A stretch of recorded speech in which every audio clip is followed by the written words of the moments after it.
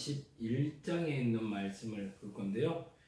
20장 14절에서 21장 22절까지 말씀 중에 오늘은 사무엘하 21장 1절에서 14절까지, 제목은 자녀를 향한 어머니의 마음이라고 정했어요. 이제 내용을 조금 좀 살펴보시면 조금 정리가 될 것 같은데, 큰 틀에서 이제 사무엘하를 이제 정리하는 과정이기 때문에 그 얘기를 조금 좀 하고 나머지 이야기 좀 했으면 좋겠습니다. 이 사무엘하는 크게 세 부분으로 나뉘는데요. 1장부터 10장까지는 다윗이라는 이가 사울 왕이 죽고 왕이 되어가는 과정, 하나님이 그를 어떻게 인도하고 계시고, 그래서 어떤 언약을 갖게 되었고 그가 어떤 정복전쟁을 치루었는지에 대해서 기록하고 있는 것이 1장부터 10장까지의 이야기입니다.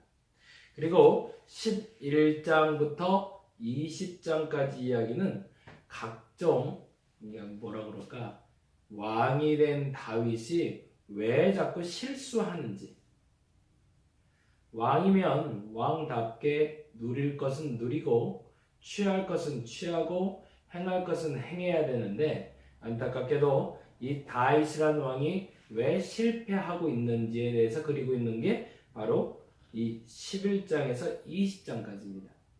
이제 우리가 잘 아는 사건으로는 첫 번째는 법궤를 옮겨오는 거 말씀드렸죠. 이제 법궤를 옮겨오다가 왜 그가 실수하게 됐는지, 하나님의 뜻이 무엇인지 발견하는 것, 그것이 첫 번째. 두 번째로는 여러분 잘 알고 있는 성전 짓기를 소망하는 다윗이 성전 짓기를 내려놓는 이야기. 그래서 지난주에 제가 그 얘기했죠. 선한 의도, 어떤 의도로 시작하는가가 중요하다. 그 의도에는 최선의 노력이 필요하고 또 바른 방법, 그리고 하나님의 시간, 요 네 가지의 막자가 맞춰야 진짜 은혜롭다, 소위 하나님이 기뻐하신다 라고 말할 수 있는 일이 일어난다고 말씀드렸습니다.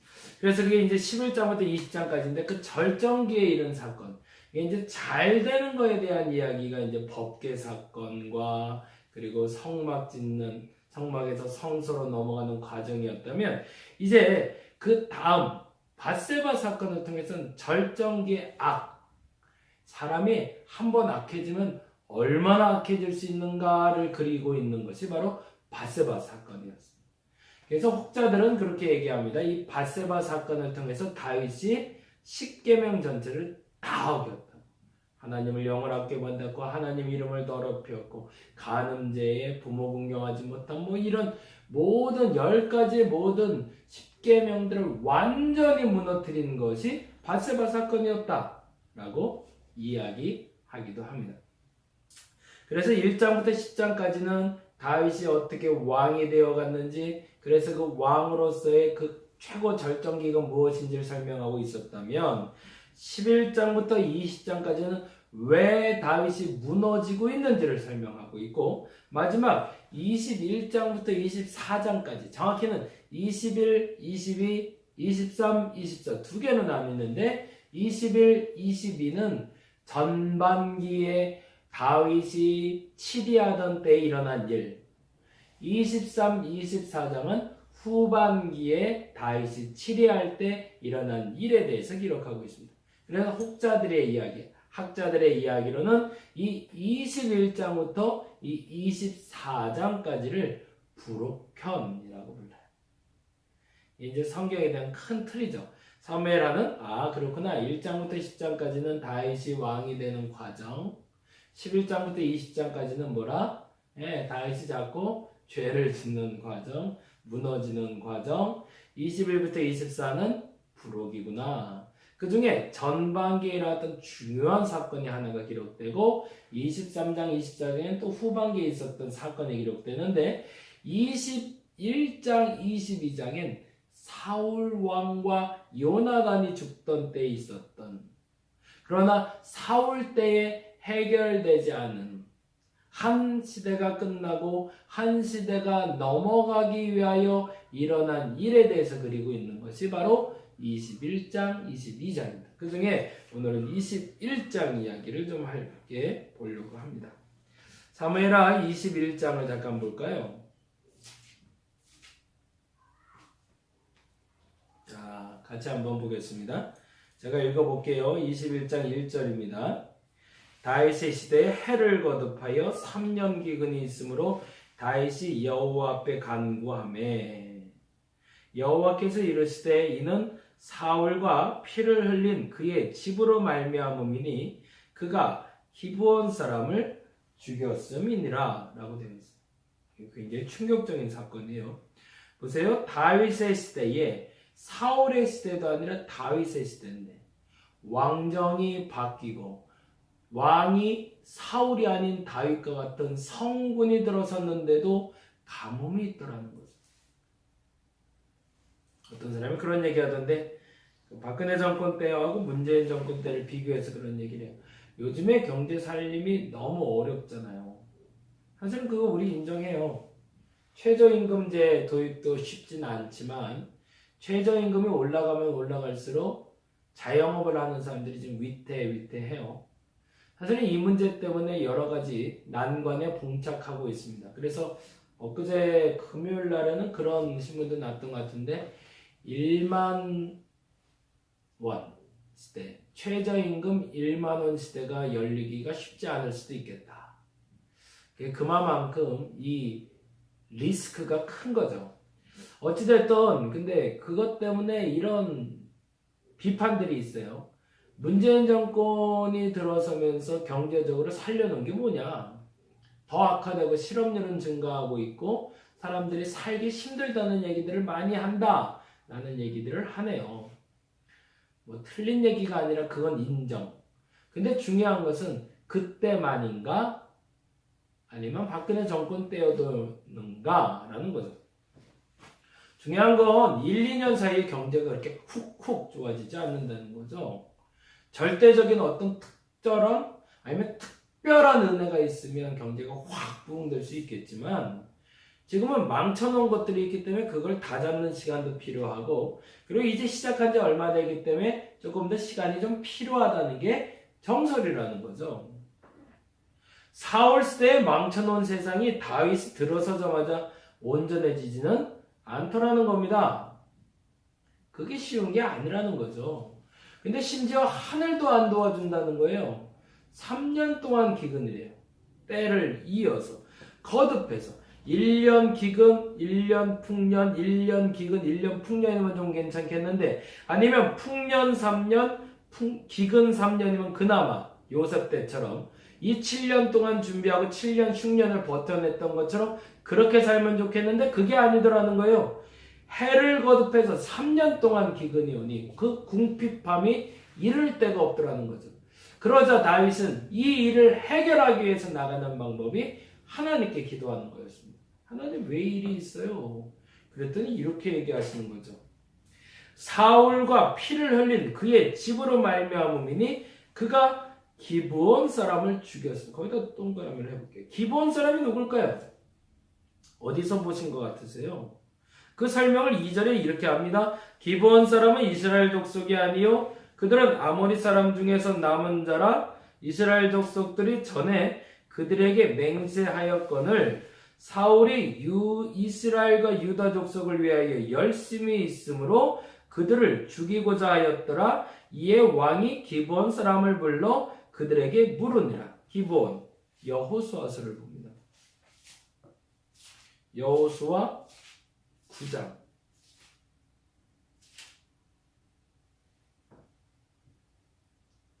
1절에서 3절까지만 봐도 될 것 같아요. 여호수아 9장입니다. 봅니다. 이일 후에 요단 서쪽 산지와 평지와 레바논 앞 대해 연안에 있는 햇사람과 아모리 사람과 가나안 사람과 브리스 사람과 히윗 사람과 여부스 사람의 모든 왕들이 이를 듣고 모두가 알았다는 얘기죠. 뭐를? 지금 여호수아 군대가 쳐들어오는데 이길 수가 없다를 알았다는 거예요. 그런데 2절에 보여 모여서 일심으로 여호수아와 이스라엘에 맞서서 싸우려 하더라는 겁니다. 혼자는 안 되니 다수가 모여서 한번 싸워보자. 근데 그때 3절 기브온 주민들이 여호수아가 여리고와 아이에 행한 일을 듣고, 무슨 얘기예요? 여리고 성이 무너진 것, 아이성 싸움에 승리한 것을 듣고 기브온 사람들이 꾀를 냈다는 거죠. 우리가 잘 아는 기브온이 항복 문서를 내미는 장면입니다. 그래서 일이 어떻게 되죠? 기브온 사람들이 여호수아에게 찾아와서 썩은 빵, 말라버린 물, 떨어진 옷을 입고 와서 내가 이렇게 너덜너덜해서 온 건 먼 나라에서 왔는데 그 먼 나라에서도 당신 나라의 그 위대함을 들었으니 우리를 항복하겠으니 우리 항복 문서를 받아달라 라고 기브온 사람들이 요청을 하거든요. 그러자 여호수아가 측은지심이 들어서 그들을 받아두기로 언약을 합니다. 그리고 나서 기드온 사람들이 올 때는 그들과 싸우지 말고 그들과 화평하여 대신 그들을 우리의 종으로 삼자. 그 얘기가 9장 얘기예요. 그럼 무슨 얘기예요? 여호수아 전쟁이 마쳐진 다음에도 기브온 사람들은 죽이지 말라. 그들을 괴롭게 하지 말라. 그들을 멸하지 말라가 하나님 앞에 여호수아와 기드온 사람들이 맺은 언약이라는 겁니다. 그럼 이제 다시 갈게요. 사무엘하 21장. 그런데 뭐 했대요? 21장 2절에 보니까 기브온 사람은 이스라엘 족속이 아니죠. 그렇죠.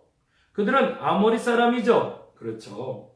이스라엘 족속들이 전에 그들에게 맹세했죠. 뭘요? 너희는 안 죽일게. 너희는 우리 종이니까 우리가 안 죽이고 살려줄게. 그런데 뭐래요? 사울이 이스라엘과 유다 족속을 위하여 열심히 있대요. 이 열심에 동그라미를 해놓고 열심엔 베간노트라는 단어를 씁니다. 베간노트, 히브리어인데요. 베간노트라는 단어는 배타적 사랑으로 나타나는 열정이라고 얘기합니다. 순수한 열정이 아니라 무엇인가를 잘하기 위한 열정은 맞은데 배타적. 우리 이스라엘과 유대만을 위한 열정. 그래서 뭘 했다는 거예요? 기브온 족속은 죽이지 말아야 되는데 그들을 죽였다는 겁니다. 그러면 누가 화냈다는 거예요? 그 언약을 어긴 것으로 말미암아 하나님이 화가 나셨대요. 그래서 이 기브온 사람들을 어떻게 위로해 주어야 할지에 대한 방법을 강구해야 한다고 말하는 장면이 바로 이 장면입니다. 무슨 얘기 아시죠? 3년 동안 기근이 왔는데 왜 기근이 왔을까 고민하다가 기도했더니 기브온 사람들을 사울이 죽인 것 때문에 어라? 이건 뭐지? 그래서 기브온 사람들은 어떤 사람들인지 지금 역사가가 설명해 주는 겁니다. 그리고 기브온 사람들에게 다윗이 다음과 같이 얘기합니다. 3절인데요. 읽어볼까요? 21장 3절. 다윗이 그들에게 묻되 내가 너희를 위하여 어떻게 하랴? 내가 어떻게 속죄하여야 너희가 여호와의 기업을 위하여 복을 비겠느냐? 왜 이때 하필이면 하나님의 방법을 묻지 않고 기브온 사람들에게 방법을 물었을까?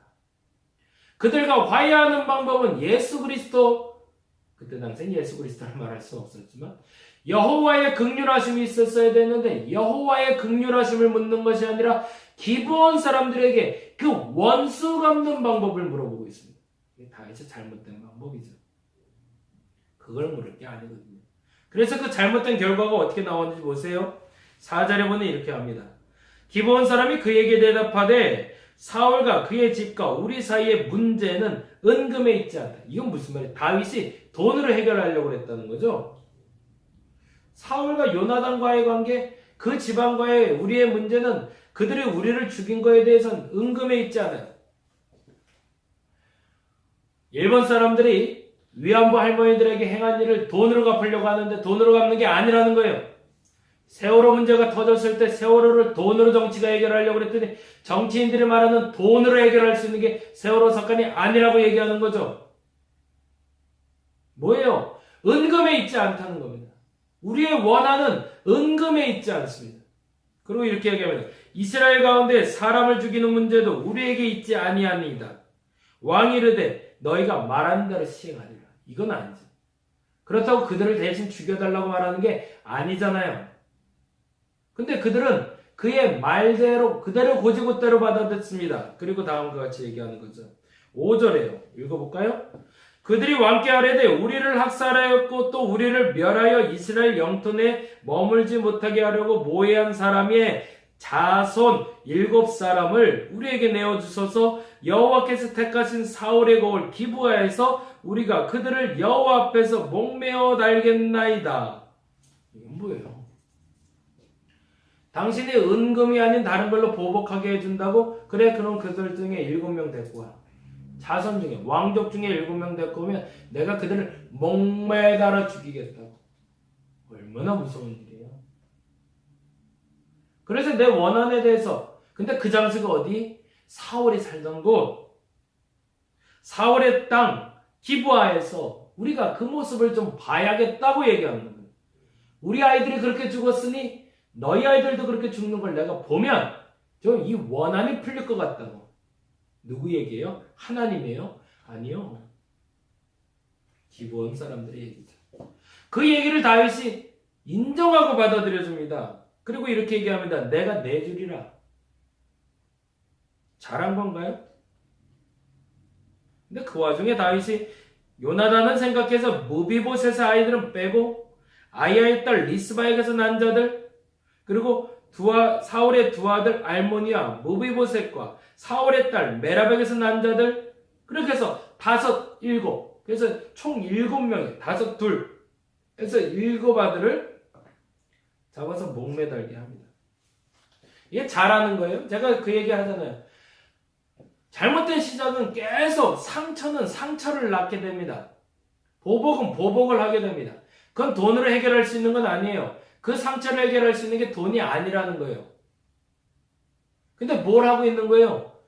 돈으로 해결 안 되니까 똑같은 인과응보, 눈에는 눈, 이에는 이로 갚아주겠다고 다윗이 얘기하고 있는 거죠.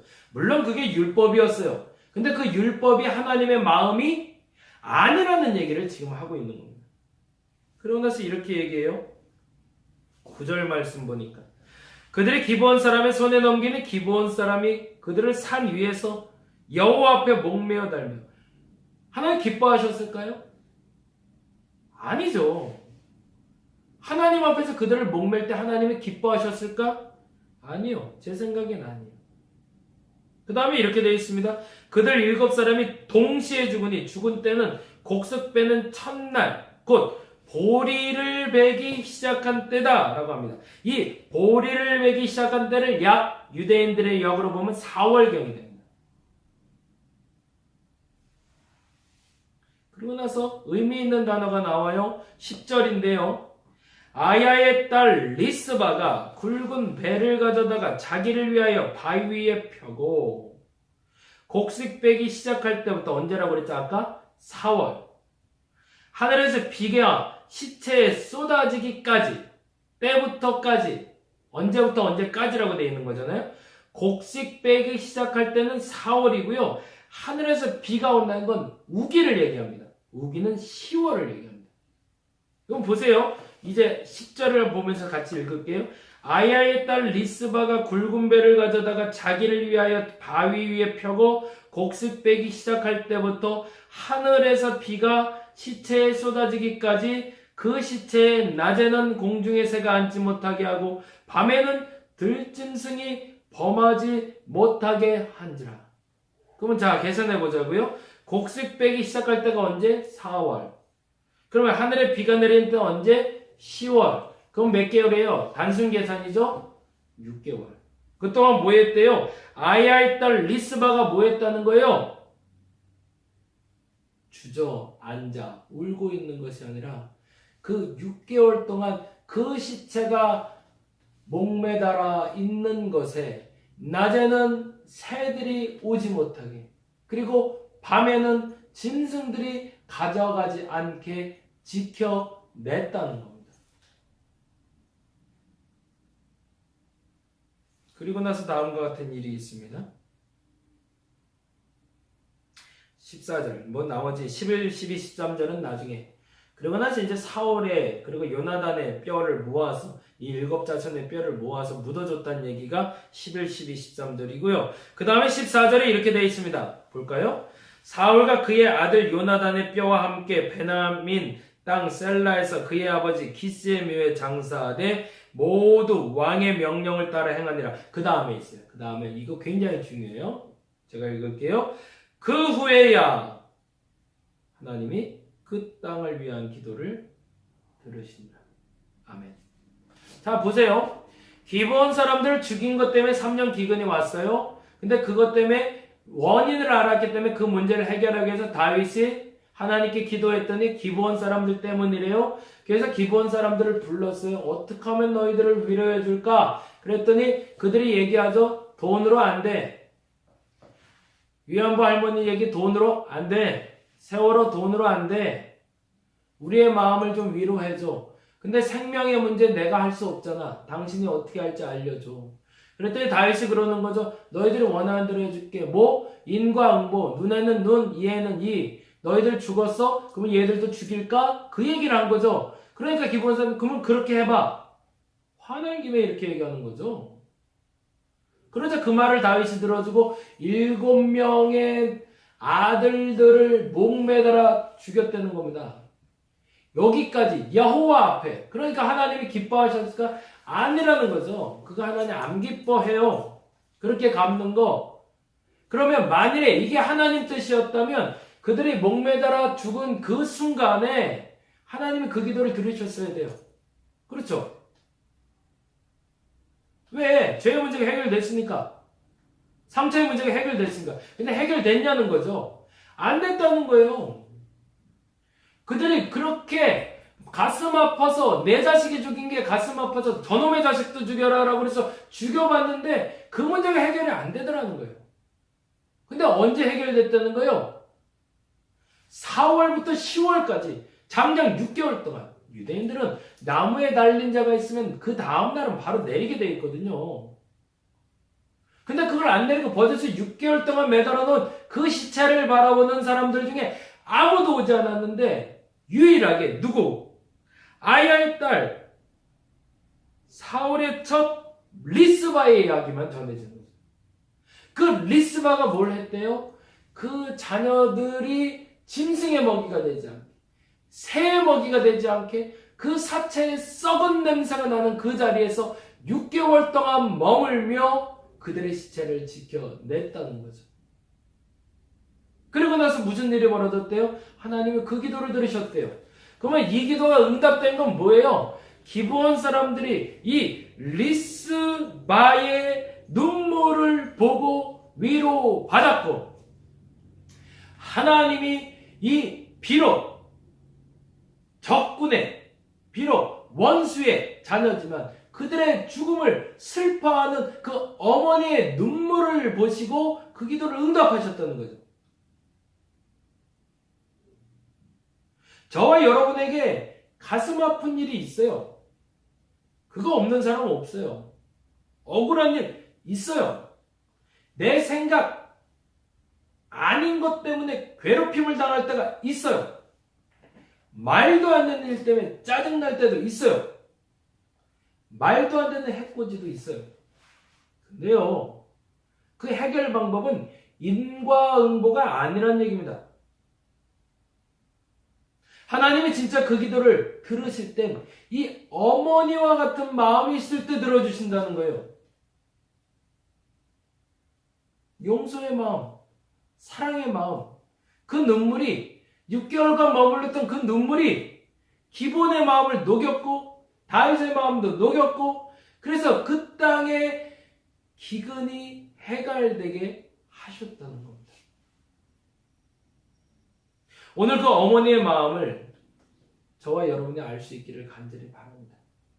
문제 해결법은 그 어머니의 마음에 있었습니다.